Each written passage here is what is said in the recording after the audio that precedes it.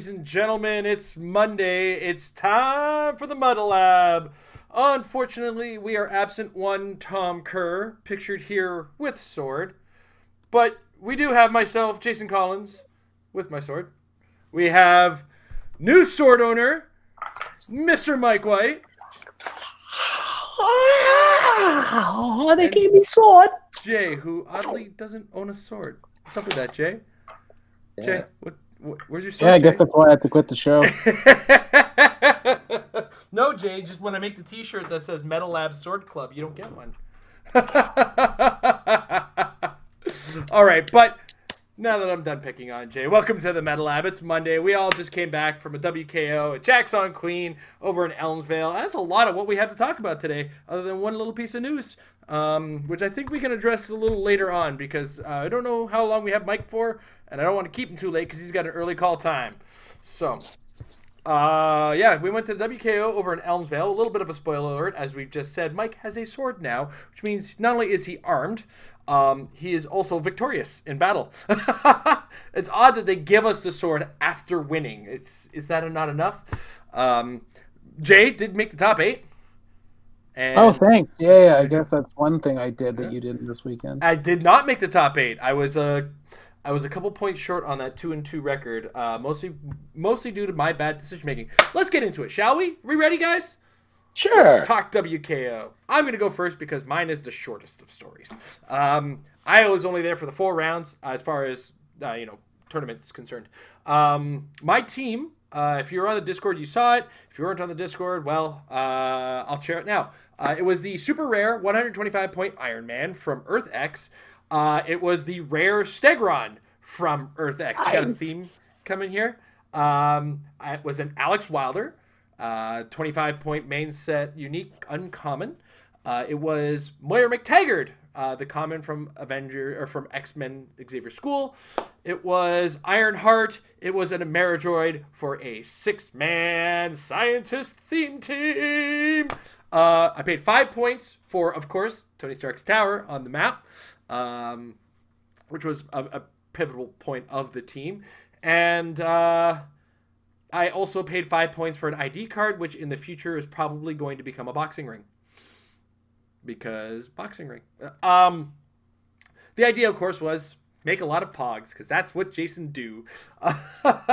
You start the game with 5 extra figures in addition to the 6 that are already on the table. You get the 3 Stegrons plus the 2 Iron Avengers. So go forward, dudes. When it worked, it was working because of my good decision making. When it didn't work, it was working because of my bad decision making. It was a relatively untested team. I had 1, maybe 2 test games with the team itself, and actually not like 1.5, we'll say, because I did test the Iron Man in another game, but it was not even close to the same team build.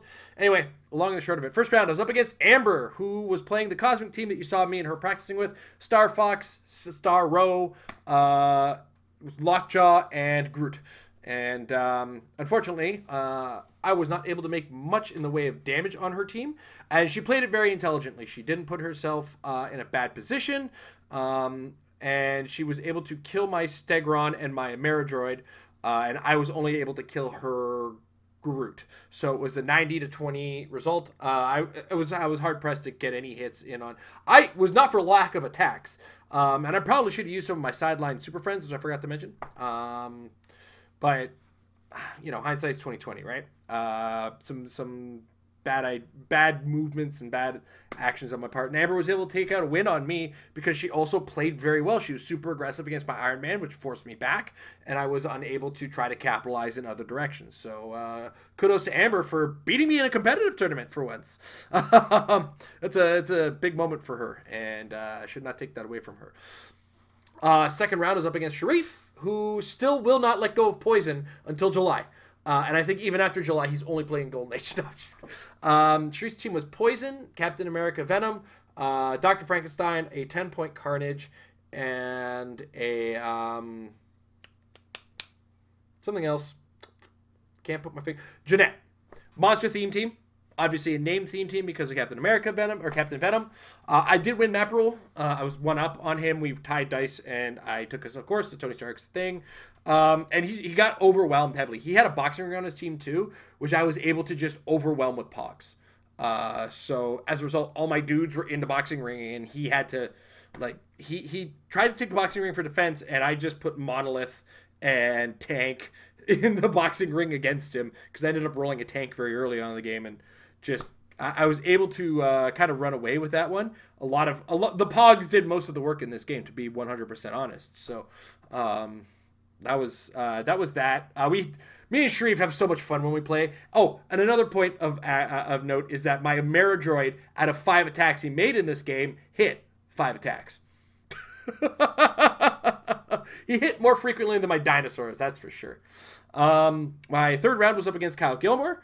He was playing the Ultra Chase Captain Marvel, Star Fox, along with Lockjaw and a Groot, another Cosmic Theme team, kind of similar to Amber's, but of course instead of Starro, he had the Ultra Chase, which I managed to kill once, and I probably should have put more effort into killing twice, because there was 2 situations where I had the Star Fox so close to that last click that and all I would have had to do was do a knockback with the Force Blast on the Stegosaurus to finish him off, and I couldn't do it. He had a Mjolnir and a Goblin Glider as well, the Mjolnir going on Star Fox, the Goblin Glider, of course, going on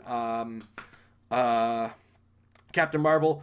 And in hindsight, I probably should have tried to kill Captain Marvel the second time, though I feel like I did, and Probs and Super Senses kind of said otherwise. I don't remember distinctly, but I should have put more effort into trying to kill that than the Star Fox. I lost that game, another 90 to 20 point score.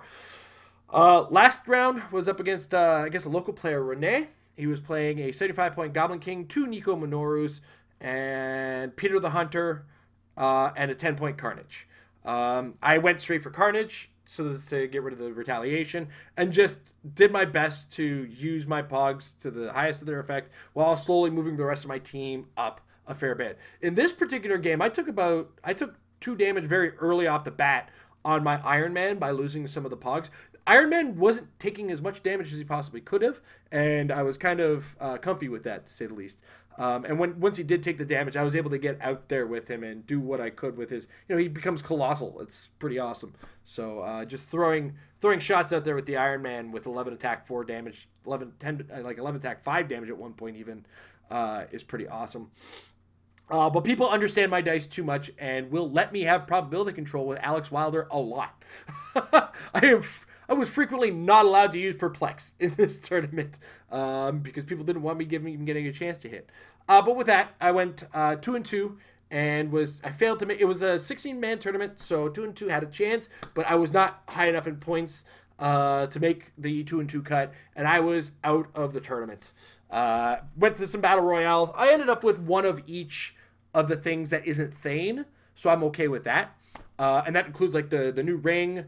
I got the Corvus Glaive because I showed up, and I have my Isaac, Black Dwarf, and Supergiant. So pretty happy with going to 1 WKO and having just about everything. I might pay for Thane, I might not. I haven't decided yet. And by pay, I mean I might trade for him. So we'll see how that goes. But overall, I'm not unhappy with how my team did. I think it can do better. And that involves me getting better. So with that, Jay, I pass to you, sir. How was your go at the tournament? It was okay. Didn't do that well. I did okay. I mean, what more can you ask for? It's a hard environment. I didn't expect to not make the top cut given the team, but I did, and that was good. So can't complain. I already won an open, so I already had a qualification here. I already had a Thane that I'm already trying to get rid of, and the Black Panther did the Black Panther thing, and I was there, so yeah. Cool. And your team was a Black Panther with a Groot, I believe, and what else? No, Black Panther picking up the Loki staff because the new Venom symbiote can get blown up, and the older symbiote is too slow to equip without TK, so it was that, and the Loki staff is indestructible. Got picked up and sidestep whatever by the Colossal Wonder Woman, who's also cosmic, and I had a suited henchman for an extra ID card, and I did 3 ID cards. I did Cyclops, and actually calling him in at 150 for the 12 attack was useful, although he doesn't have the 9 movement, for running shot. Still has an 8, so it's could be better for essentially 150 points. The Phoenix Force Storm also felt thematic enough given Black Panther, and the Joker just because, well, for a number of reasons actually, because there's a lot of good options. Like I went with 4 options. I posted the whole team on Clickstuff a while ago. That thread actually blew up quite a bit. People talking about what they were going to play. I had the Chair Joker, which I obviously like. He has the traded penetrating poison for low point characters. He has blades, which is good given that I have the Wakanda location. He has, and then he has the range combat extra power, which also ignores characters. And then when he hits, characters get 2 action tokens. So if my opponent has a Lockjaw on click 6, even without tokens, he dies, which is fun. With it becomes a 13 attack on an 18. I had the newer Con Joker, who has the ranged. It's the 3 range poison that ignores hindering and characters fire. He also has that wit. So pretty much, if I'm using a Joker on this team, it's just I guess the no perplex intimidation's good against X-Men if they show up, or Unimind or whatever, because Unimind isn't a great match for Black Panther overall. I just like being able to drop a penetrating poison and just run. Like, let's say, or last, was it 2 weeks ago, when Austin was playing the same thing, he played against somebody who was playing like a lot of Serpent Pogs, a lot of like low point Gotham City, whatever. So just getting that sort of poison can be really good, and just get points and walk off the map and not get retaliated. So I ended up going 3-1 in Swiss.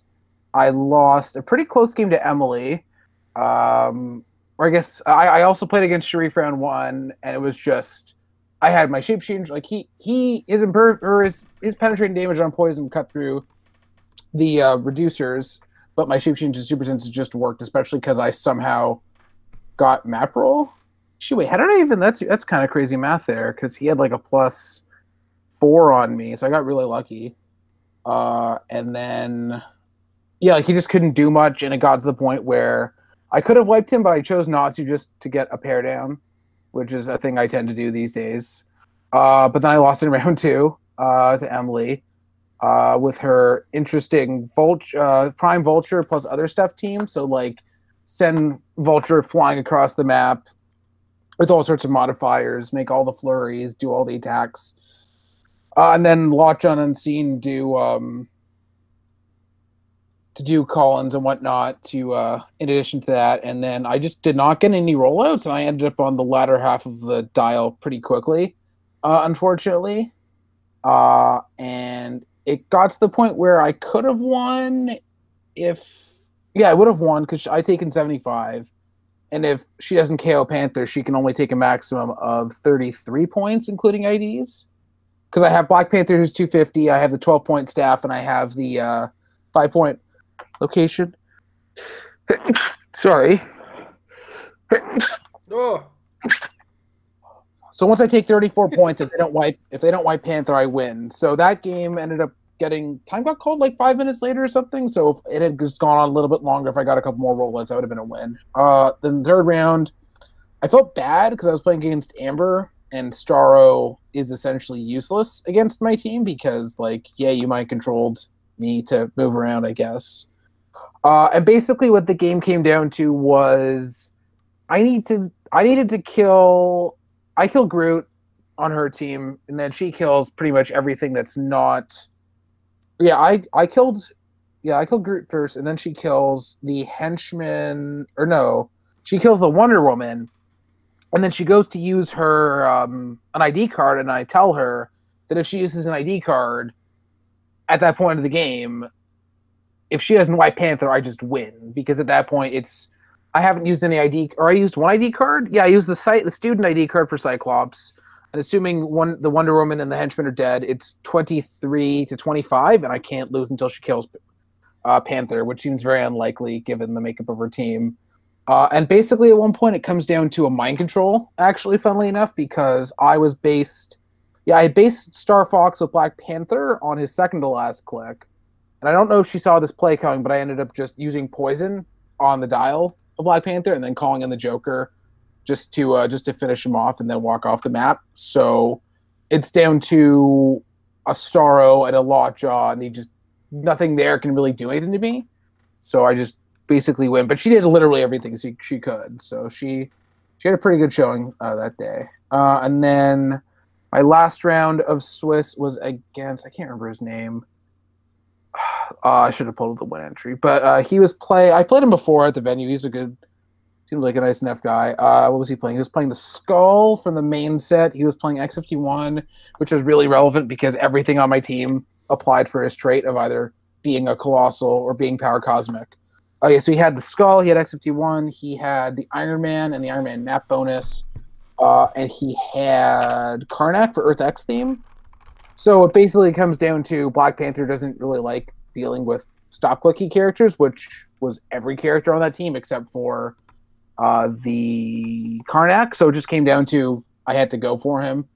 I think, what did I do? I think I missed him, but I just poisoned him a bunch and then maybe made one or two random attacks, and then he was gone. And then the game came down to Black Panther basically running away from no Skull left, but Skull doesn't do anything in this anyway because he didn't have any ID cards really that would be relevant.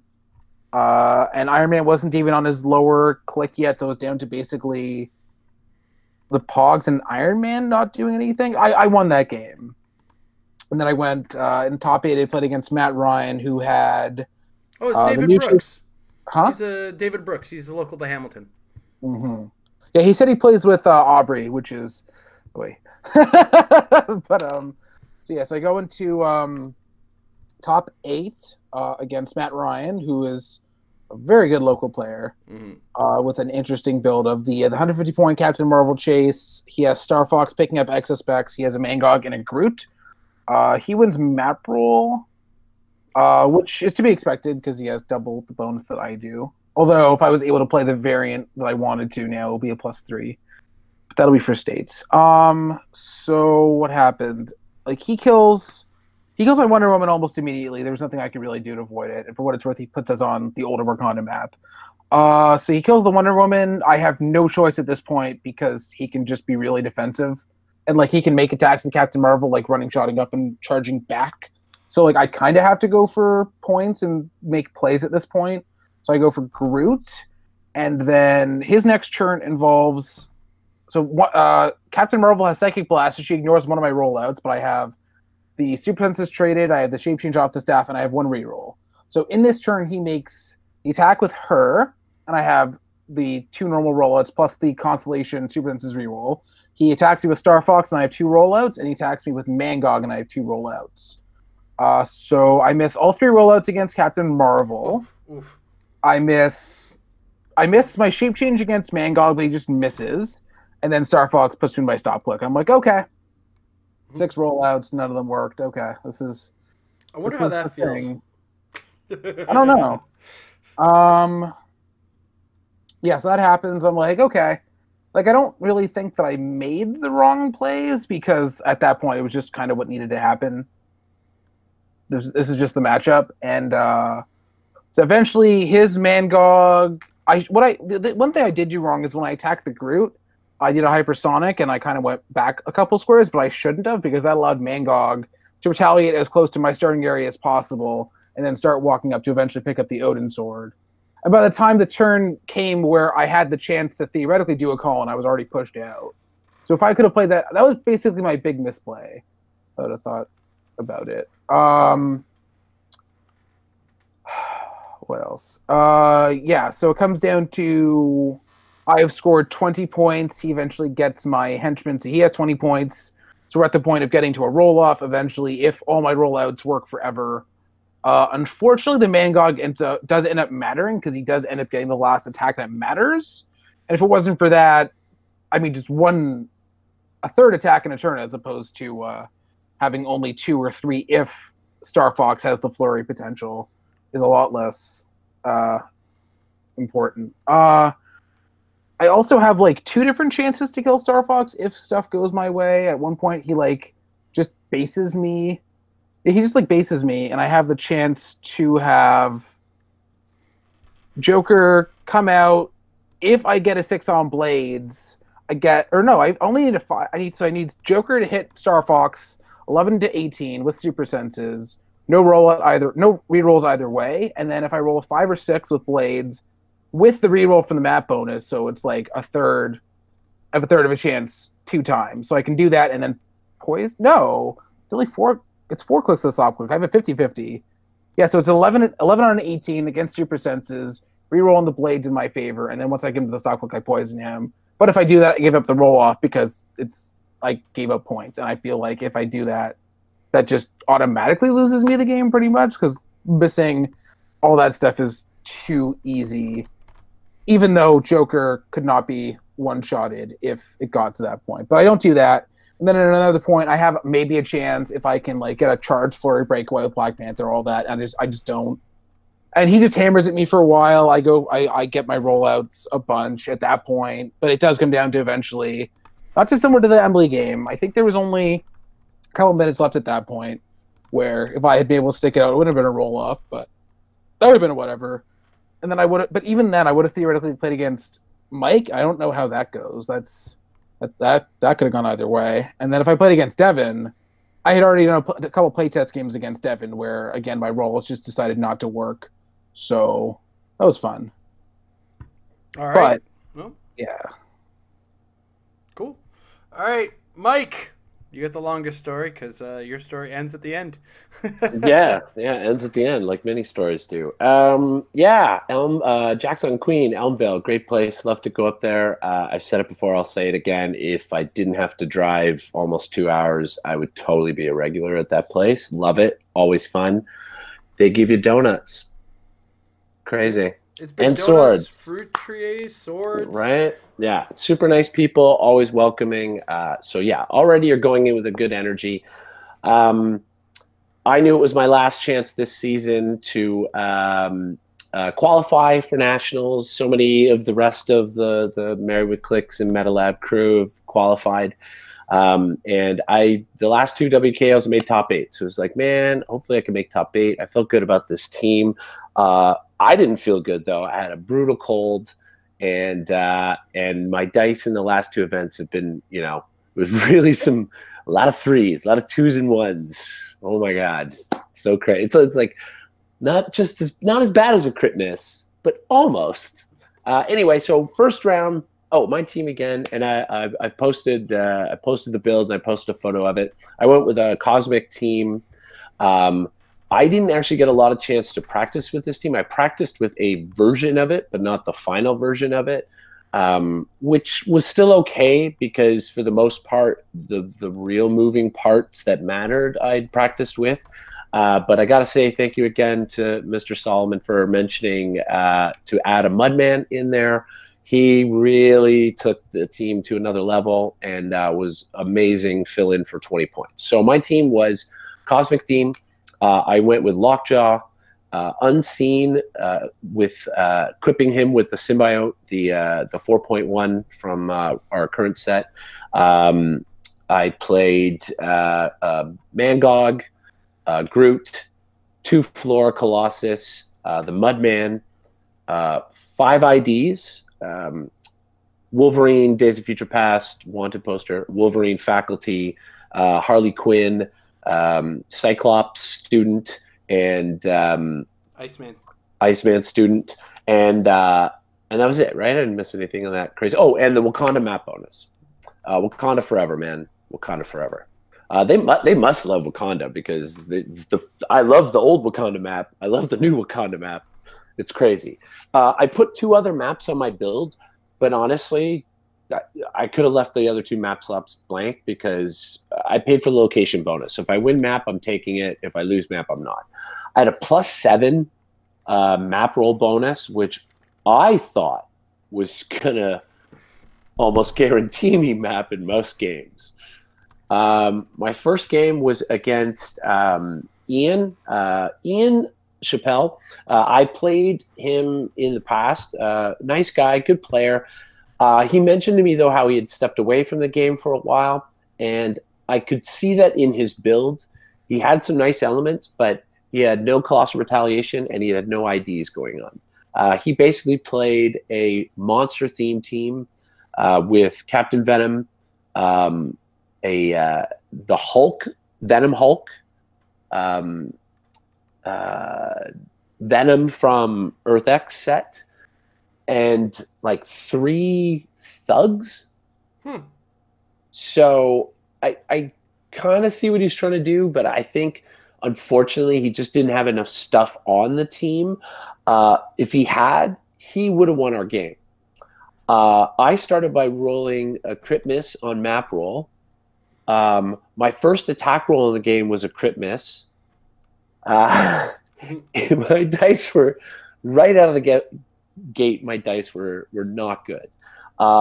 I positioned myself a little aggressively. I'll admit I felt like Ian might have been a weaker opponent for first round, so I really wanted to be aggressive and try and take max points and put myself in a good position. And good for you, Ian. You almost spanked me for that. He took out Unseen in one turn.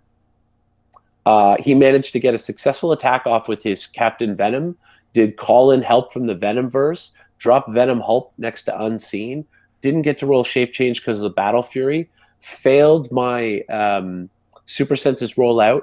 I actually was then used the once per game consolation rollout, and he still got me and killed me. So yeah, I was on my heels immediately to start. I started scrambling. I really wasn't expecting to lose Unseen that quickly.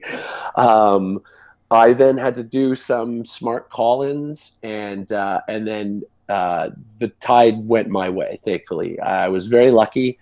I managed to then proceed to wipe out his team. I took 292, and he had just got the 75 points from Unseen and 2 IDs that I had used. So going into round 2, I was feeling a little shaky already. Not great dice, and I was making a little bit amateurish mistakes. My second round match was against Matt Ryan, who Jason already mentioned what Matt's team was. Matt's a great player. I won map, which was huge. It's a big part of my team, obviously. I want water so that my floras can heal. I want hindering to hide in. I've got lots of people who've got super senses that want to be able to re-roll. So winning map was a big part of getting an early sort of advantage in the game. Matt played smart, like he always does. He managed to actually take out the bulk of my Colossal Retaliators pretty quickly. I made sure, though, to immediately outwit Captain Marvel's movement power. And I pretty much spent the few early turns messing with Captain Marvel and keeping her out of my hair. I then jumped on a Star Fox that was standing there all by himself. I called out Chase Cyclops right next to him because the map was only edge of the map was only 1 square away from Star Fox. So I'm thinking, all right, hit him, put him onto Mastermind, force blast him in the wall, take him out. Yeah, you need to do 4 clicks of damage to do that. Yep. I put all my modifiers into attack. Oh, Mike. I blame it on the sickness. I blame it on the sickness. So I put him onto the click before the stop click, and sure, the force blast is all nice and all, but I don't kill the Star Fox. Luckily, I was able to follow up with another attack. I think it was actually a Walking Wood or something, and I did manage to still take out the Star Fox in that turn. Put me up on the points that I needed, got rid of that +2 that he was using very well. And then I just spent all the rest of the energy outwitting the right things on Captain Marvel, swarming her with, Mudmen, lots of call-ins, and I managed to then get full points, or almost full points. We ran out of time, but I took like about 250-something points, and he had got about 50 points. So my third round match was against Patrick Chow. Patrick's been playing this game a long time. He plays usually out at Comic Warehouse, and I think he's also a regular at Comic Book Addiction. his team was, strangely enough, it was like a Spider-Man family team that then wasn't a Spider-Man family team because he threw on something extra that then broke theme. I'm not sure why. And I was happy because I won map, and I just did everything that I wanted to do. I man-gogged his team multiple times. He got some good shape change rolls, but every turn I killed at least something. Our match dragged out a little. There was a couple of turns that felt a little long on my opponent's side, but you know, when you're down points, and you're trying to figure out what to do against a team that's kind of firing in all cylinders, it can be tough. So I just ran away with it. Really, the dice weren't perfect, but I had what I needed, and I managed to actually win that a little closer than I wanted to. I think it was 179 points to like 80 something, closer than I wanted it to be. But hey, 3-0. So at this point now, I'm feeling pretty good. I know with the number of people there that I can lose my last match, and I'm still going to make the top 8 cut. So that feels great. It's three WKOs in a row. So bring on my last opponent. Well, it was Devin Owens. We all know Devin, great player. He's won multiple WKOs now. And lately, I feel like Devin's been owning my teams. His dice have been hot. Everything he's doing just seems to work out right. And I was really happy that the game didn't matter, especially because he won map. And Devin's team, oh man, what is Devin's evil team? Oh yeah, so Devin's team is Lord, Order, Master, Chaos at like 100 points, Tri-Sentinel at 30, the Shifting Focus Doctor Strange, Alex Wilder, and Zatanna. Right? Zatara. No, Zatanna. Zatanna from Zatara, Batman animated yeah, series. from Batman Not the animated comic series. Zatara's the dad, Zatanna's the daughter. Yeah. Got it. I always flip that around. And the Stark car, but as terrain. The map that he chose was the hedge maze. And he positions the Stark car, there's like a fountain or whatever in the middle to the one side. He positions the Stark car perfectly to sort of create a little blocked off area. He drops his double-headed giant right next to the thing, and positions his team perfectly. I call out Cyclops. I murder the Tri-Sentinel on my second turn, and I'm thinking, okay, all right, this isn't so bad. And then, wow, man, that when that trait, that Lord, Order, Master, Chaos, crit hit, crit miss thing works, man, that's painful. He played really well. He has so many modifiers on that team, so much perplexing that his dice didn't even have to be that good, and my multiple rollouts weren't really helping me. Even probs weren't helping me because he was making his rolls. He didn't need very high rolls on a regular basis. Smart map choice. I don't have hindering to hide in. So with a guy, this big giant head with a 10 range, he's taking shots all over the place. I tried a variety of things. I managed to pull off a couple of smart moves near the end, where in one turn I did a pulse wave with Iceman, had the ice clone on the map, perplex the ice clone's damage up the next turn. He sidesteps over, punches a wall, which actually allowed Wolverine to charge blades on the double-headed duo. Of course, I missed. Then at one point, I had Lockjaw on the running shot, pulse wave, excuse me, prob.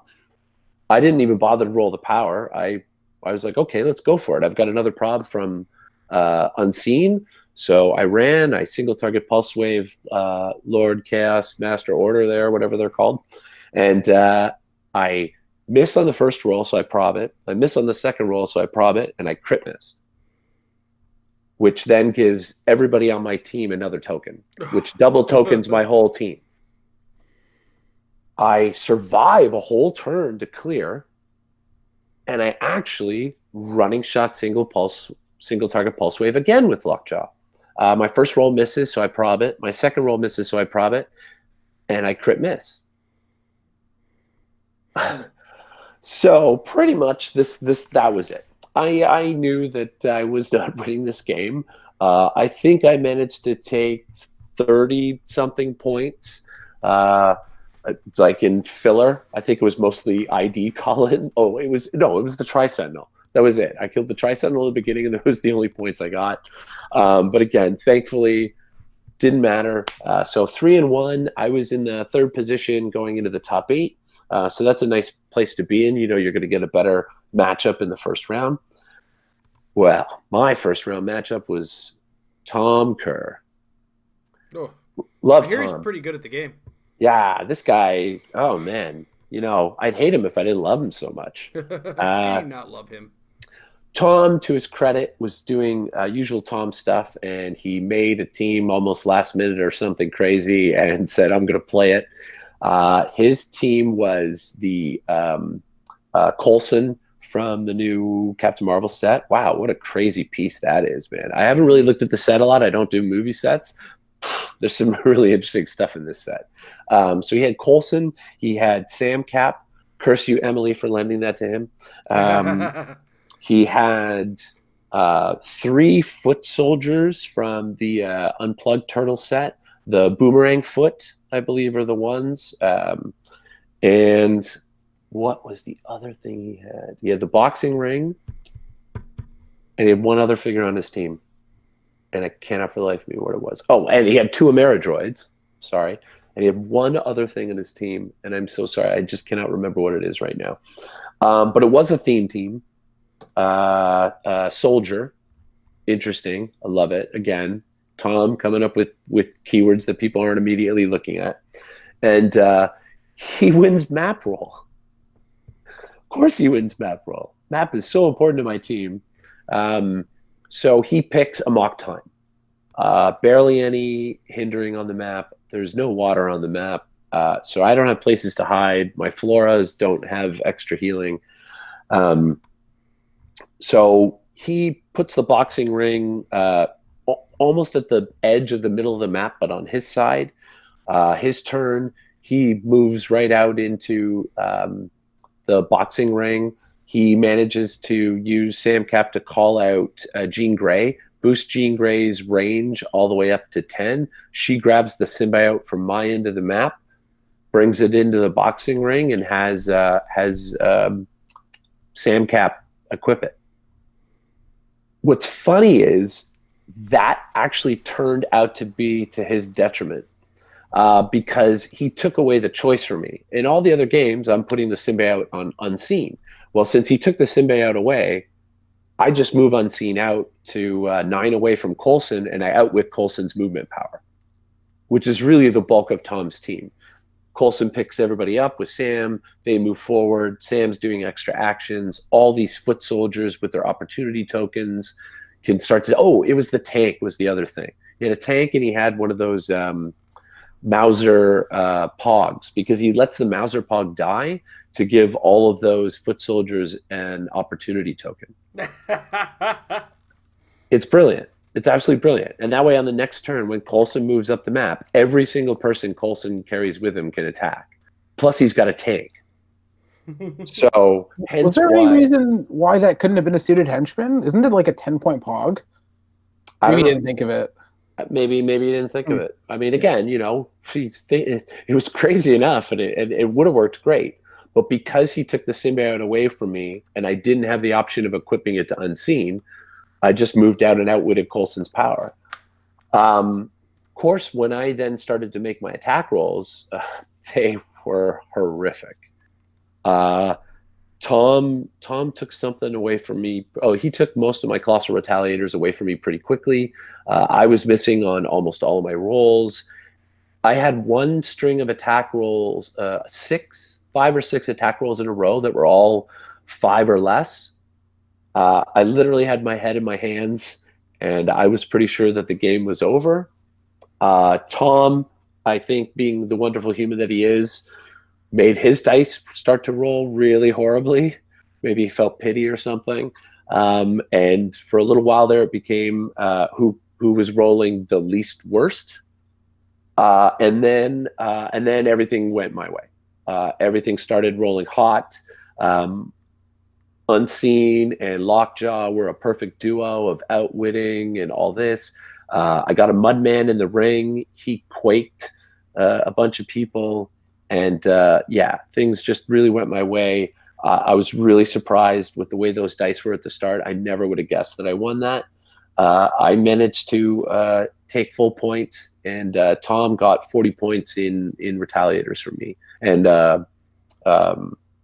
also a ID as well. So super shocked that I even made it through that match. And I go into my next round, and my next round match is against Matt Ryan again. And Matt wins map. I'm like, what's going on with my +7 team that can't seem to win map today? Matt's very smart. He goes for the underground, figuring, hey, what's the one thing that Unseen can't see through? He plays much more carefully, trying to use the blocking to prevent me outwitting Captain Marvel. But at one point, I think he's just trying to get into a good position for an attack, and he moved forward a lot. I had one turn where I was able to outwit the Captain Marvel movement power, which slowed him down at least for a turn. And he sort of backed up a little. And as well, he never equipped the symbiote to Captain Marvel, which was huge. However, I wasn't hitting anything. I couldn't hit anything at all. Matt just starts taking out all my stuff with great positioning, great call-ins. I lose all my retaliators, no Mangog, no Groot, no nothing. It was crazy. We got to, Jay was sitting there watching it too. We got there, I think, the last 5 minutes of the game, and I was squarely losing that game. I'd lost all the big guys, and I really wasn't sure what I was going to do. Then he missed a clutch breakaway roll with Captain Marvel, and I was able to pounce all over her.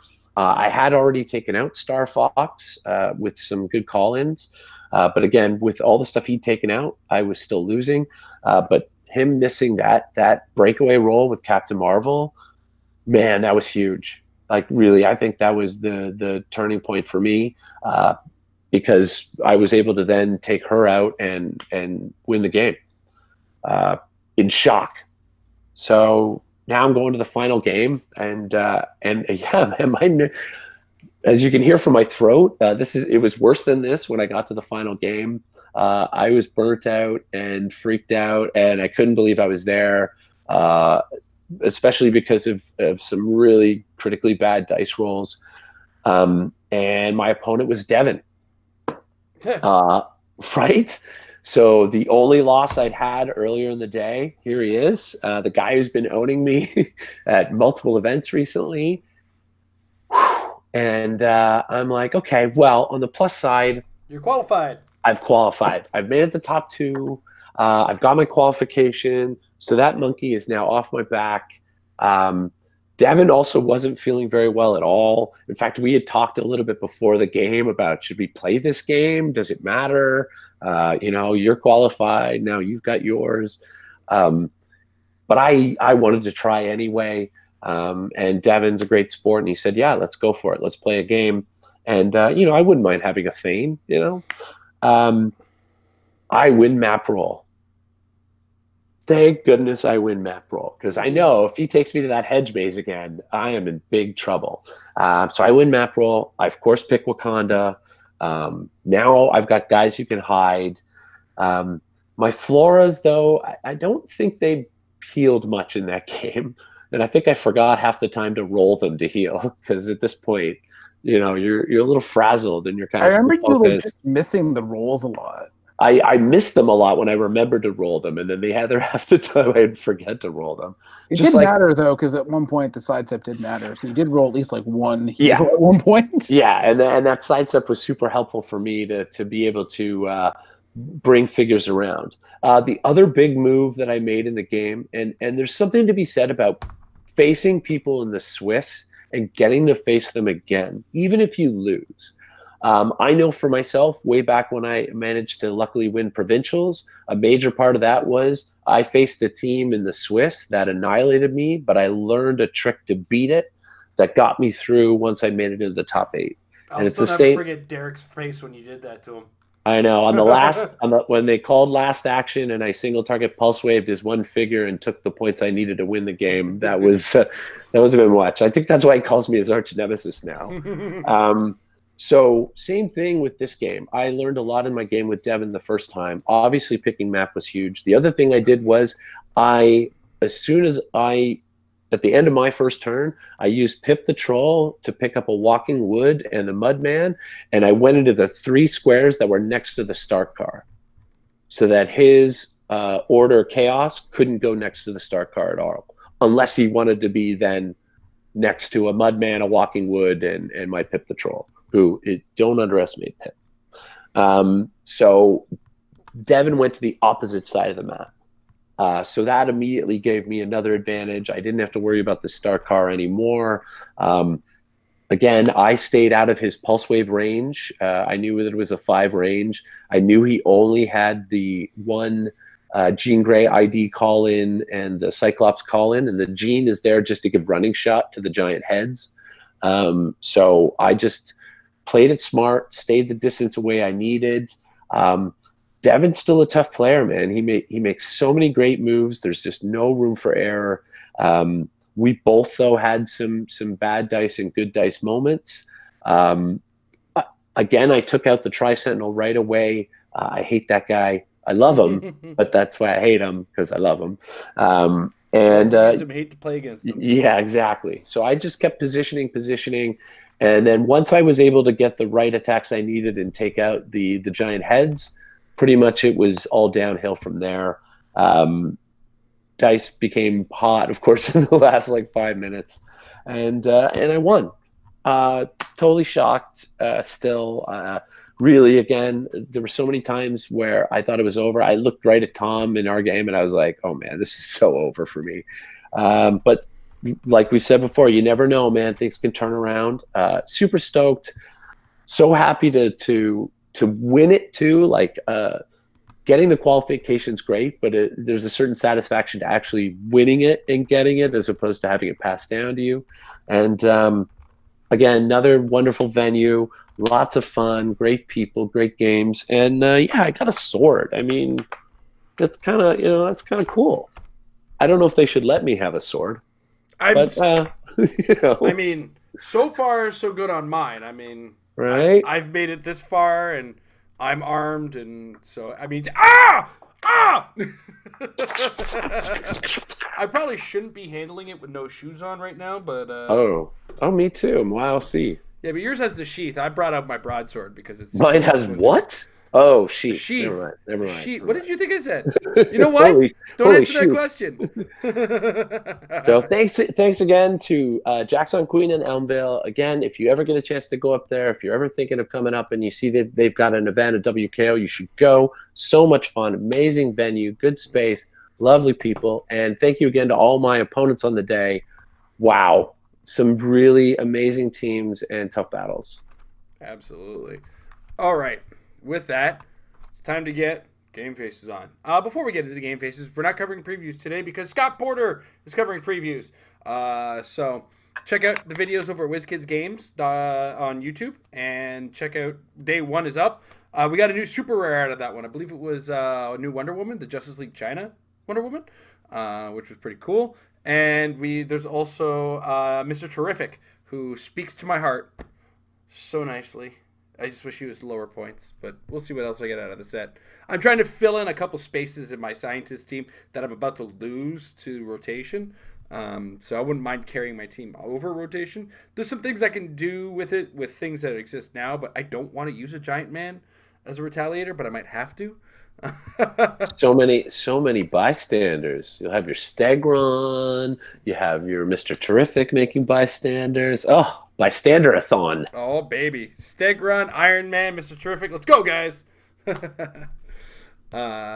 right. So that said, something else has occurred in the world of HeroClix, and it was a little ninja. When I say ninja, they could very well make an announcement after the fact, and I think they just wanted the change to occur before the actual idea. So I'm going to explain what has happened. Jay is going to explain why it happened in a second. So if we go to here we go, legal map list. Now some changes have happened to maps that kind of snuck up on us. So the list of modern age map. Now the red maps are the maps that are not allowed for tournament play. The first one that kind of sticks out is there's now a rock map that is not legal for tournament play, that being the National Air map. The next one that kind of stands out is the cargo plane. Outside of that, I believe everything remains unchanged. Jay, just give us a quick explanation as to what's up with this and why this change got made. Not necessarily, you don't have to give WizKids reasoning. You probably very well don't have that, but what's the big flag about this one? The big flag is you not warning me when you're about to do stuff. Oh, come on, you knew we were going to talk about this, and you know you're the rules guy. With how starting area expansion works, you would have to expand it to open air, which is bad for reasons.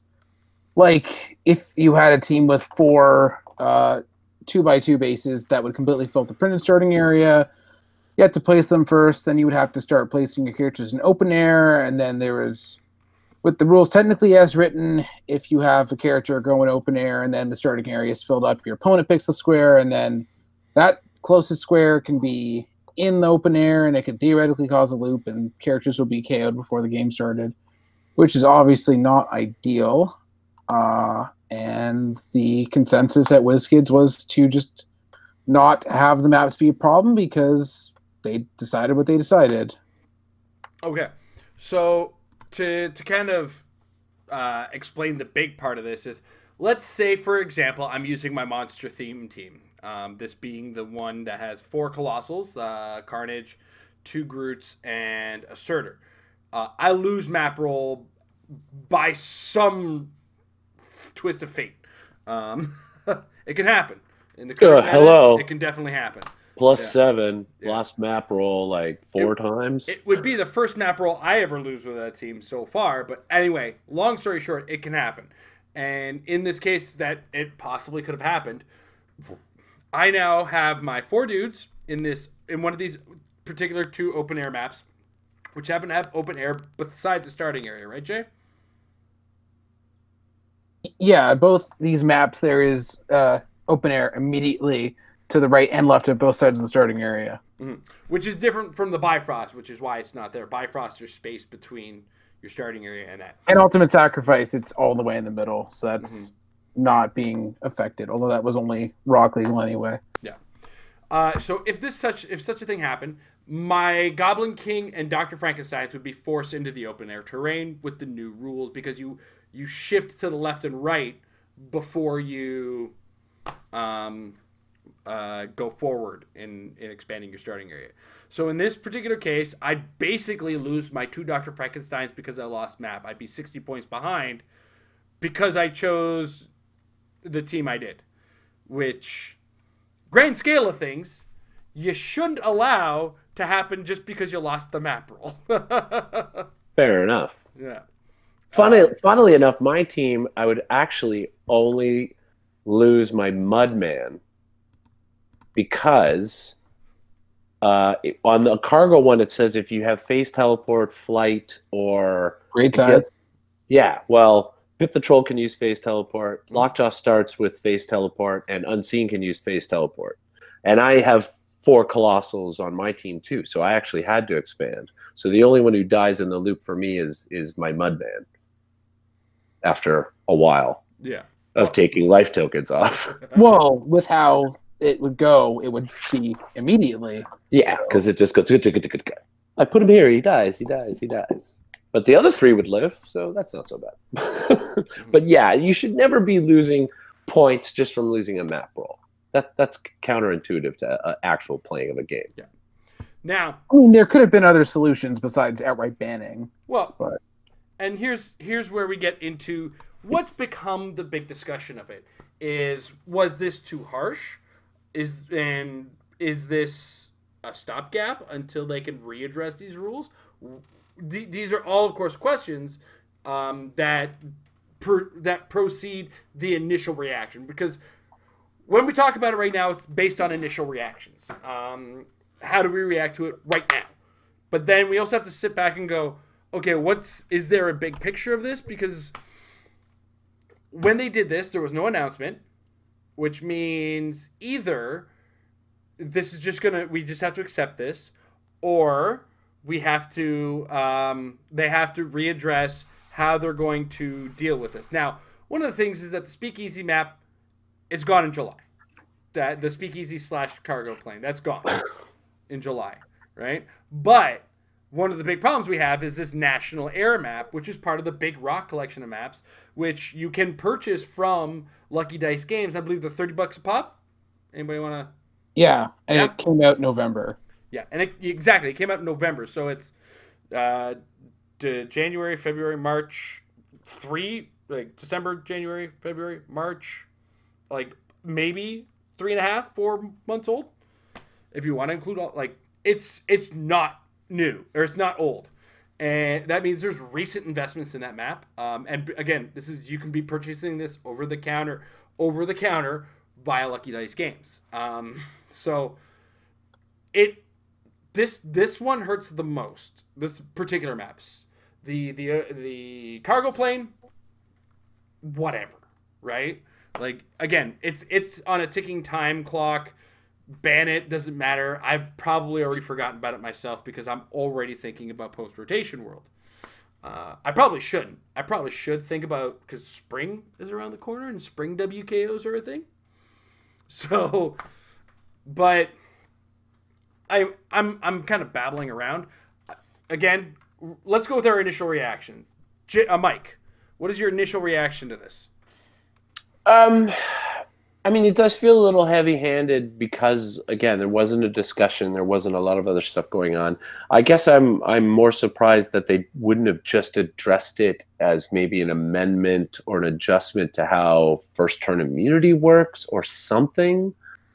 But at the same time, I can see their fear of opening up a whole floodgate of things. You know, it's like every time they come up with something where they think they streamline, like with the expanded starting area thing. Okay, you start expanding to one side and the other side. Like, they try to make it as systematic as possible to sort of cover all the bases. And there are maps you're on where the purple area has like blocking on one side, so you can't even expand that way.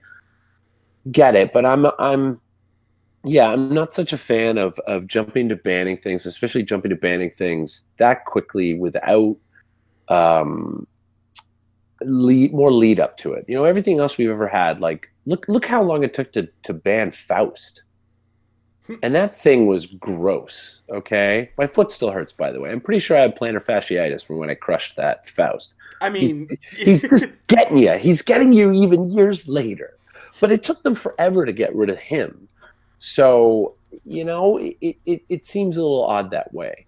And you make a really good point about that rock map. You know, people invest in this game. People, especially competitive players, they put the time, they put the money in, they think strategy. There could have been somebody who's building with that map as a part of their team and planning for so long. They spent the money on it, and now what do? You know?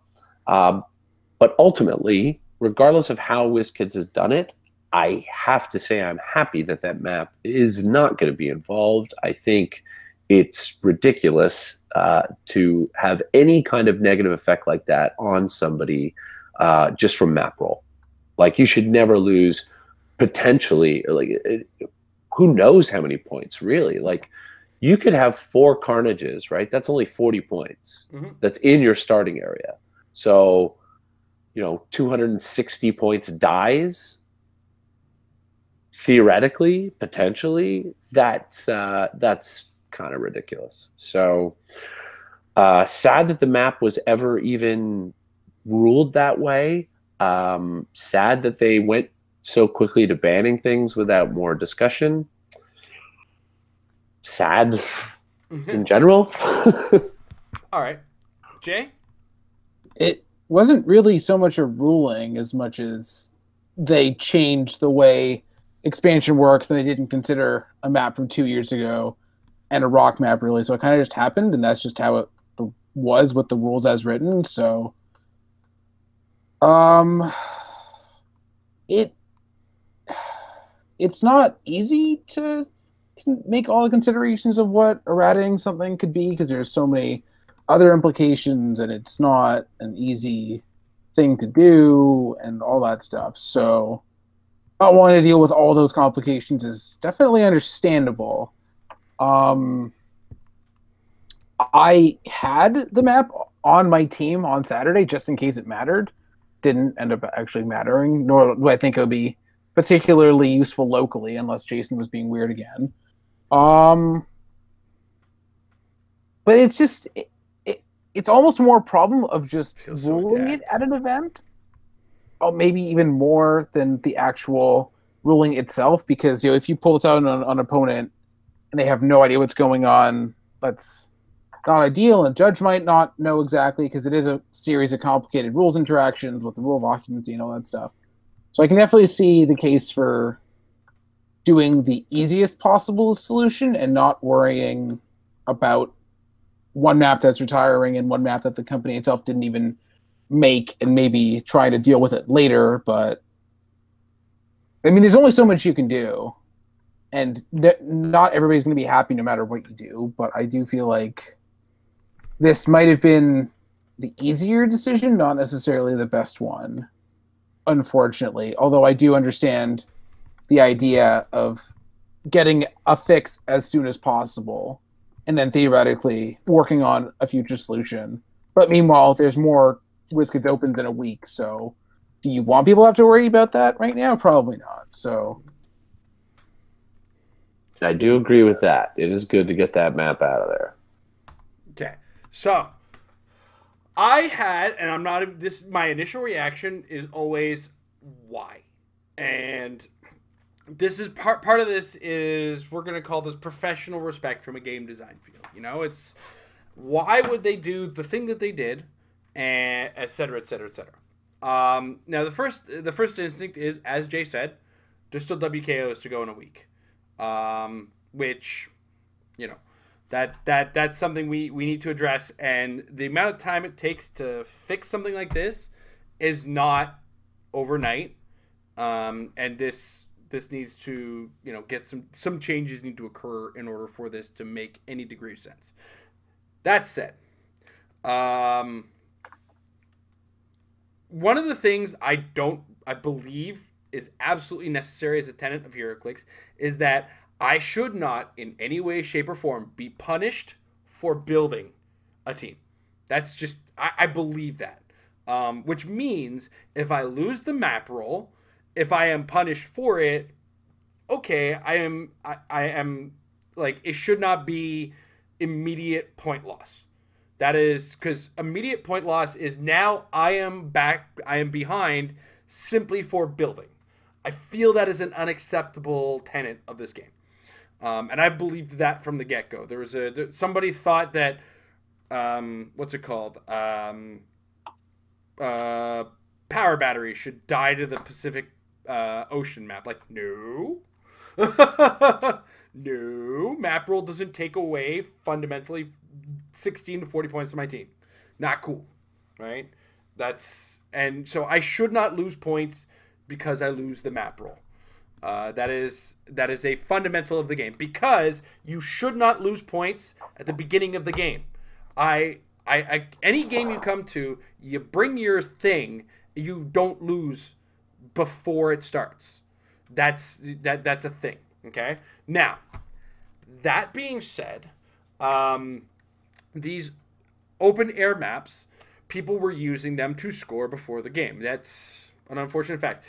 And I feel WizKids, when they changed these map rules, had the blinders on to these maps. Now, The Rock and WizKids talk to each other now. And I feel like this should have been seen. This should be a thing that we should have been aware of. Also worth noting is that prior to, you know, this new set of rules, like before the change and before the rule set that we had before that change, the rule was you just clear terrain wherever you place until like the back area is full, and then you start filling up forward. Like everything you put in, you were in clear terrain. And that is an important element that got taken away. So originally on the older school rule version of these maps, or the older school version of the rules, the orange terrain would be clear when I was placing at the beginning of the game and would not count for a special terrain until after the first turn. I believe that was how that worked in the older rules. Correct me if I'm wrong, Jay. Am I good? I know that worked that way for blocking. It was pretty much that way. Yes. Yeah. So, but at the same time, you're also allowed to move forward ultimately when you ran out of starting area. You're fine. None of this was an issue. Because of the force left and right, because of Hawkeye, who's about to get out of the game, like, all of this suddenly had to change, right? So, the fundamental basics is WizKids had to react now, quickly, but then what they should have done is said, we need to make these maps illegal and temporarily say, okay, it's time to get going, or it's time to move this thing, right? Jesse Cote in the chat just brought up people were not up in arms about the Brainiac Skullship. Again, Brainiac Skullship was on its way out when they changed the rules, and the Brainiac Skullship was kind of stuck, but still allowed to be placed on the office prior to a certain rule change. And then once that rule change said, hey, you can't place things. Okay, I personally thought that was problematic. I didn't agree with that. But ultimately, when it came down to it, I was future sighted and said, okay, this is what the future holds. The future holds more Colossals. Because we know that with the X-Men set. The X-Men set's going to have Colossal boosters. There's going to be 2x2 bases in that. Right? So 2x2 bases are here to stay. They're not going anywhere. This is not, okay, this is going to screw one figure for 2 months. This is going to screw more teams, more options for builds. So it sucks that this ban had to happen, and it sucks that it had to happen without an announcement. Fundamentally, I agree that something has to be done, and it has to be done now. But communication needed to be had in regards to this, so we know if this is a temporary thing or if this is a long-term thing. Because if this is long-term, then unfortunately, Lucky Dice gets hurt the most on this one, because they're the ones who are making these maps and selling them to a certain degree. People who are winning these maps and Winamaps should be up in arms about this, because they won that map. Now they can't use that map. I'm fundamentally losing a piece of the game because WizKids screwed up, doubly so. So I am on the people who's up in arms on this as far as the banning is concerned. I do not like the idea of these maps auto killing things. That breaks a fundamental piece of the game, which is I can build any way I want. It's on the box. So, you know, Aaron's booing because he thinks that if you win a dice roll, you should be able to score 60 points. Disagree, 100%. You gotta earn that 60 points. Damn straight. So, this game is about working for points, man. I should not be punished on the map roll simply for building with too many dudes. Too many dudes is a form of build I should be allowed. I should be allowed to build any type of team without being punished on points on the map roll. I can be punished strategically. Oh, darn, there's a lot of hindering and I can't walk around hindering. Punishment. Okay, I accept that. I don't lose points for that. I have to work harder in the game for that. So, I think I've gone at length. I agree with everybody who is up in arms with the immediate banning. It's bollocks. I am mostly kind of saying, waving my finger at the lack of transparency, the lack of announcement on it, the lack of reasoning. Because all we know is maps are gone. Why?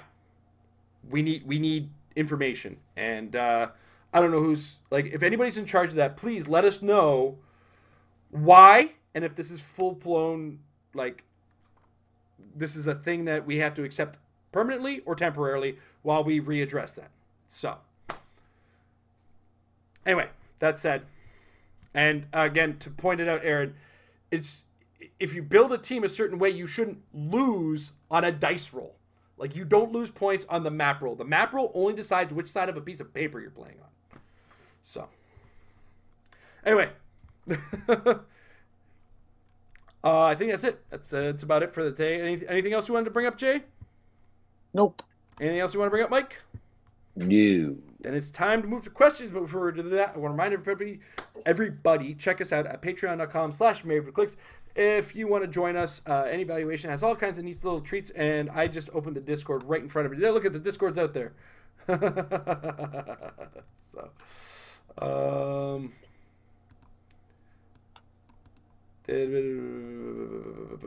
no, I covered that there, Aaron. I covered it very well. As the Lucky Dice, you know, this map is advertised as modern, and they all of a sudden banned it. I covered that. I covered that very well. So, Aaron's saucy tonight. He's saucy. Yeah, I feel I just, there's immediate anger, and it's causing people to like miss the narrative that I've got here. The narrative is this: the dice roll doesn't cost me points. It should never cost me points right off of the roll. That's unacceptable. I should be able to build any size of team, any number of figures of team, any type of team to be able to play the game of HeroClix. If my team is going to lose, it's going to be in the game. And I'm not going to be 60 points behind because I lost a map roll. That is unacceptable and has never been acceptable in the game of HeroClix. 15 years of this game. Word. There is going to be said in the fact that perhaps the game wasn't designed with the idea of these 10-point swarmy teams in mind to, you know, have the game work to the other end of the advantage where you get to expand so far out, sort of thing. So yeah, there's something to be said of a give and take in this whole narrative. Yeah. And I also want to point out, the first set said, build any team you like. I mean, we also all understand that if we're talking competitive, there's certain things you can't play. Yeah. Like, there is already a degree of that. Like, there are certain figures that if you play, you will 100% lose outside of your opponent. Start missing everything. So that's another issue. But that's not caused by the map roll. No, you're not wrong there. Ultimately, my point is that communication needs to be had. We need to know why, and this needs to be temporary while they fix something. If this is permanent, I feel people are owed money if they bought that map directly over the counter from Lucky Dice, or Lucky Dice needs to be reimbursed in some way, shape, or form, because they're getting the biggest hurt if this is permanent. If this is temporary, it's temporary. So, okay, I got heated, even though I'm not that heated about this. It's like, listen to what I am saying. But I have to stress while I'm looking for the questions thread that I have lost on Facebook first. If you're in the chat, big capital letters question in front of your questions. If you want us to answer it here on the show. Yeah, there's a lot of transparency that was ultimately lost, and this needs to either be temporary or needs to be there we go. All right. So first question we have from Mr. Michael Fedor. Does this mean Mike is going to be Michael Fedor being the alpha patron? I have to remind everybody that he's the first patron we've always had. Does this mean Mike is going to be on Champ Chat episode after his first place win? Champ Chat's usually reserved for World and Rock World champs. I love you, Mike. No, I wouldn't expect it. And I have won things before, and I have not been on Champ Chat, so that's all good. I will be on it one day. Yeah. All right. Next up, though, he also asks, so I did find out that there's a couple of heroes in comics with an Irish heritage. Shamrock was actually the first supposed superhero with lucky powers. Should She should be on an episode of Unclicked someday. That's HC Realm's problem. If you find her wiki page, does she translate to HeroClix? Shamrock, super hero. There we go. Let me just pull this up quickly. Shamrock is Marvel. Okay, who am I kidding? There's one power on the PAC that already covers luck. Count of three, guys. 1, 2, 3. Probability. Shape change. Oh, shit. I hate you, Mike. Probability control. And if the character is based on luck, just make it better. Yeah, she uses it twice in a turn, maybe. Yeah. There we go. Yeah, I mean, like, ultimately, luck is always a character who's lucky. I mean, even Longshot was always he was defined with two things: probability control, and then he had a later character where he said, "Hey, everything I do is a critical hit, double lucky." Right? Yep. I don't know. The other thing you could do with her, sorry, is do you remember oh God, what's out of my head, Atomica, and how when you put her on a theme team but not a theme team or whatever, maybe you do something with Shamrock where she steals theme probs from your opponent. You can have fun with luck. There's another special power you could do that's based around prob. Jay? This is the first I've heard of this character, so I don't know. Her first appearance was Marvel Superhero Contest of Champions #1, June 1982. I could have told you that. Molly Fitzgerald. She's a mutant with probability manipulation as her powers. People also search for Peregrine, Collective Man, Sabra, Arabian Knight, and Blood Wraith, and all need to get a life. We are never getting a Sabra. I'll be too happy. Sabra +7 attack against the Hulk. Yeah, that's true. She beats up the Hulk every time she shows up. That's all Saber does in comics. He's like, oh, the Hulk is here. With the Little Russian World and just beat up the Hulk. Yeah. Yes, she did. Jay, anything you would add as far as luck is concerned for a character? Just like in general, like we're representing the power of super luck. I feel like this game has done luck pretty extensively with like, I mean, anything I can think of that's a weird alteration on luck or that sort of thing, we already have in the game. So I'm kind of like maybe a global aura where opposing characters get worse luck somehow, but I feel like that might be a little bit too overpowered. So I don't know. All right. So we move into the chat. Oh, hey, I got some things to deal with in Discord. All right. So first question from Rugged Dookie, and his troll question: why are Jason and Mike wrong and Aaron right? You're wrong, Aaron, and we are right. 15 years of HeroClix is gonna deny you. Design pillars are gonna deny you on this one. But this real question: how many people do you think this has ruined the team for next week's WKO? I mean, okay, if this has ruined your team so hard, or the only chance that you had against the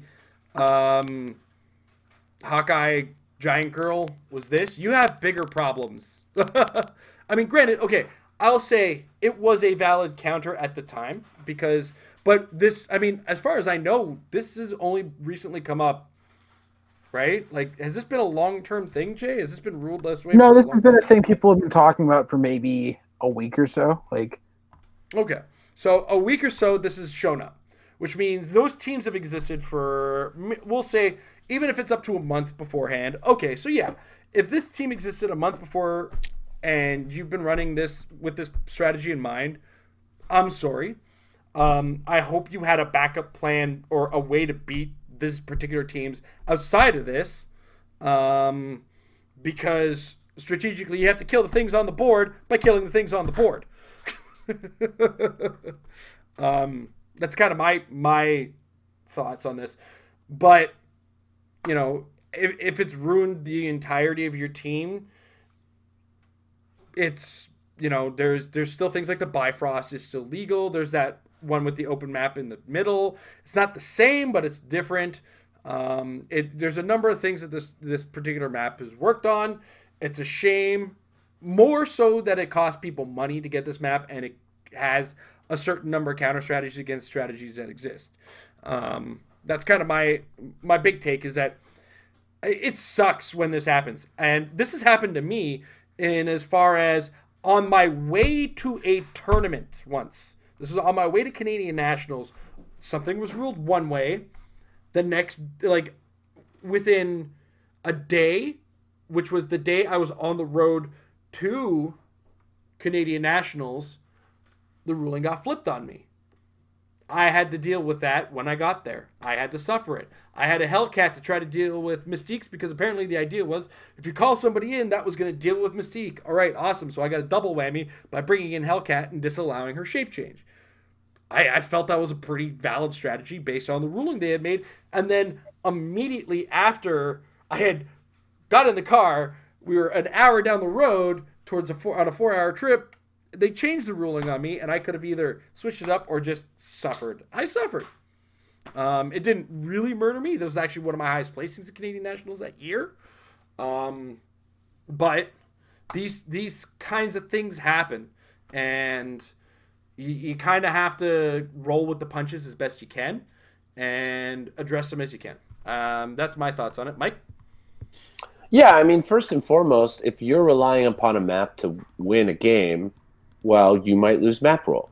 So if your team can only work on the map and you're only going to succeed by getting that map, well, then you didn't build very well. You didn't build with all of the things to cover in mind. As an example, right, I had the Wakanda map bonus for my team. It makes my team way better. But if I lose map roll, do I just say, oh, I guess I've lost the game and walk away? No, you got to figure out other ways. I mean, that's what elevates the good players to great players, is figuring out how to overcome difficult strategies, fighting against things you didn't know how to beat before, having dice not go your way, not getting the map you want. Like, these are the factors. It's when all the spanners in the work hit you and you can still win that game, that's a great player.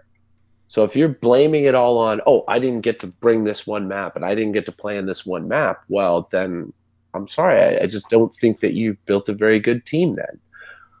Counter, again, adding in, I agree with Jason, though, on if you're telling us it's one way and people are spending the money on the thing in that one way and you flip it on them, that is a very tough pill to swallow. No one is saying that's cool. No one's saying we like that. No one wants to promote anything like that. But I think that's a separate issue from what this actually is. And again, like Jason said, you should not be giving up points before you ever even get to roll dice a second time. Wow, I rolled a map roll and I'm already down 20 points, 40 points, 60 points. Come on. That's like having a roll off at your game at the beginning of the game. Would anybody go for that? I'm sorry. It's not conducive to good play. I'm sorry that this map became a problem. I'm sorry that it's been messy about how it's been ruled, but nothing like that should happen in the game. I don't think it should. Jay? I should hope that nobody was actually playing such that they only won if they won with that map. I don't think treating that as the example is necessarily conducive to a good discussion, because I'm sure there could be people like that, but that's not really the situation we are realistically talking about for a competitive scene where there are players that know what they're doing. And I wouldn't think any of the good players that I've seen complain about this would bring a strategy essentially that comes down to map roll, because that would be bad and not smart. So, I was building with it in mind, so I guess it was I kind of got affected by it. But overall, I really do hope that nobody was thinking they would win just based on the map roll alone. Obviously, maps will play an advantage to some degree, but the degree is the part in question here. And yeah, I would really imagine that nobody was seriously thinking that they were going to win, but now they're not because of this change. And if they did, maybe it's a good learning experience, because that's not really how games should go, where you do essentially win at the beginning. Like, what was the term? I think a term used in other games is like turn zero, like losing before you have the chance to even do anything at all. Because the way it was going to work was that, yeah, you would, because this would bypass first immunity, so literally nothing you can do about it. Your opponent takes their first action, thing dies. That's not good. So, yeah. Yeah. Now I'm gonna add the last point that is going to be the less popular, and should not be taken the wrong way sort of approach here is the Rock, when they're, or whoever is designing these extra maps with the Rock, with Howard, with Lucky Dice, however this relationship works, when you add special terrain, you are flying close to the sun, as they say it, and you end up making a couple risks. Now, I'm not blaming them, and I'm not saying they screwed up by doing that. By no means am I, because how could they have anticipated this starting area rule change, right? Like, Jay, as the Rock head judge, did you see that coming ahead of time? No, because all the related maps were designed well in advance of the starting area announcement, and I didn't have involvement with that map to begin with before I took the position. So yeah, definitely nobody that I know of saw that coming, because it was not possible to, because it is essentially a 2-year-old interaction getting completely changed from how it was originally intended. So. Yeah.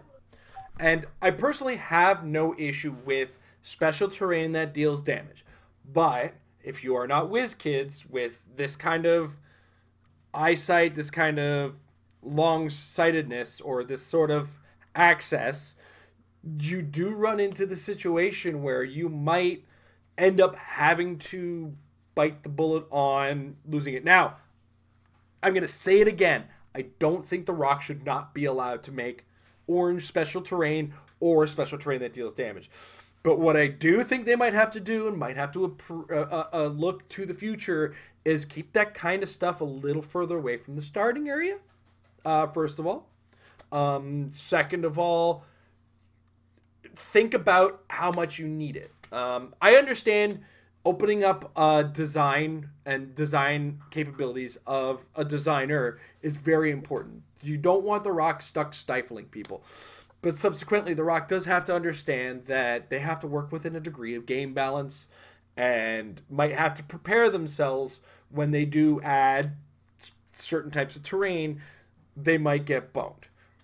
Again, I don't think the Rock should be limited in this way, but I do think that the guys who are designing these maps may, unfortunately, have to take a more conservative design approach than WizKids gets to do and WizKids is allowed to do. Sometimes they do get away with some pretty extreme maps, such as the Underground Cavern or the Hedge Mage. Like, those maps are super limited on movement, more so to the degree of, say, the Underground Cavern or something to its ilk. That's kind of what I'm seeing. And again, I'm not saying they should be limited, but because of their distance and where they stand, they might have to be a little bit more conservative in order to avoid this thing when they are charging a premium. But I don't think they should have to. I think there should be an open communication with whoever's designing the maps with them to whoever might be making these decisions over there. I don't know. I don't know how to make those final decisions. I'm not in charge of this. But if it was me, I would kind of step back and go, maybe I do have to sidestep a little, and since I'm making super expensive maps, I should make them super safe and not put them in a way. This is like extreme on the other side of, I don't think this should have happened, and I agree that everybody who has these maps is allowed to be super angry about this. But long-sightedness, I say, perhaps you may have to be a little bit more conservative, much like WizKids was when they made the premium maps. Just my personal 2 cents on it. I don't know. Jay, look, you unmuted while I was talking about that. Is there anything you want to add there? I don't think so. I feel like there's a delicate balancing act between people getting use out of what they want and how long things will take, because obviously you don't want to make such decisions too quickly, and how many people are involved and how many players are not going to be happy no matter what. So you have to balance that out too. So, and I just realized I went over Mike's time. Mike, is there anything else you wanted to say before we start wrapping it up? No, it's all good, man. On that note, then I do have to pull up one thing because, oh, hey, there's my file explorer for all you guys. We have a brand new sponsor here on Married with Clicks. That's right, you heard me. Brand new sponsor. Give me a second to pull it up. We are actually now being sponsored by Mr. Edward Sheldon, Mr. Dark Logos himself, the Starting Over podcast. He has kindly thrown a couple bucks our way and has requested that we advertise a little bit something for him. So I want to just say the following ad is brought to you by Edward Sheldon, HeroClix Coaching Services. State and provincial tournaments are just around the corner. Did you know? Did you need that extra edge your local playgroup can't offer? Edward offers a wide array of services to help you refine your playstyle, tactical coaching, and even practice games. His fees start as low as $15 an hour, and some of the proceeds will go to help support this show. You can contact Edward at startingoverpodcast@gmail.com. I'm going to add that to the description below this moment. Use the promo code Married with Clicks, capital letters, spaces, and there's a married space with space clicks. Kind of say like Married with Clicks in capital letters sent me when you email him. A little bit goes towards the channel, and you know Edward is great at the game and knows his stuff, and he's a fabulous coach of the game of HeroClix. He's really good at explaining things, and just watch the Starting Over podcast is kind of a little bit of a buffer to help set you up for that. We also want to thank our sponsors over at majesticccg.com/married with/apex-insiders. $3 a month gets you access to great brain dumps from great brains of the game of HeroClix. I only recently myself submitted my article to Patrick for the Everyman format. My whole like what my plan is with the format, explaining my thought process on a lot of things, etc., etc. So with that, check that out at majesticccg.com and check the /apex-insiders for great brains such as Jay, who does talk about French figures, Daniel Powell's a regular contributor, PJ Boland's a regular contributor. Great brains in the game of HeroClix. Check it out. $3 a month. Definitely worth it if you're looking to become really great at the game of HeroClix. But WKOs, we just wrapped them up. There's more coming in the spring. U.S. Nationals is coming up in June. Guys, and states and provincials are coming up in early April. Ours is actually April 7th over at Comic Book Addiction. Unfortunately, I won't be able to make that. WrestleMania is that day, and it's a religion, guys. I gotta watch men with no pants fight over belts while I wait for their HeroClix to release. Don't you shake your head at me, Mike. You know that's why they have no pants, because they're fighting for belts. Exactly. So that said, while you're setting yourself up for those states and provincials tournaments, check out the Rock site. All the venues that are hosting each state's event is up. So check that out. And start getting your teams together and start getting your friends together. Email Edward Sheldon if you don't have any friends and start getting some practice, because practice will make your team better. Have a good night, everybody.